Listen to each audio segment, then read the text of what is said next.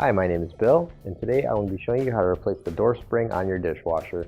The reason why you would have to do this is because the spring is broken, damaged, or missing, and your door isn't closing or opening properly.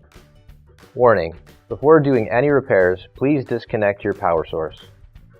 So this is the dishwasher we're going to be using for our demonstration. It's a Maytag. Keep in mind, ours might be a little bit different than what you have at home, but the same technique should still apply. So on each side of our dishwasher, we have a door spring here.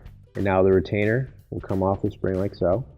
And now we can take the spring out of the bottom hook right there, like so. Now you can grab your new OEM replacement spring, and if you don't have one already, you can find it on our online store. So now we'll take our spring and put it up into that slot right there.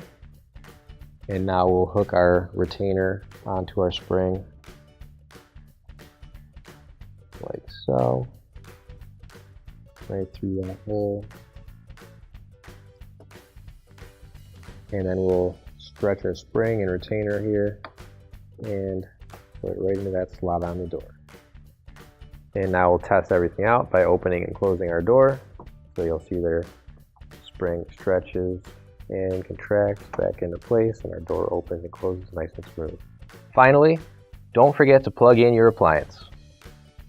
If you need to replace any parts for your appliances, you can find an OEM replacement part on our website, PCApplianceRepair.com. Thanks for watching, and please don't forget to like, comment, and share our video.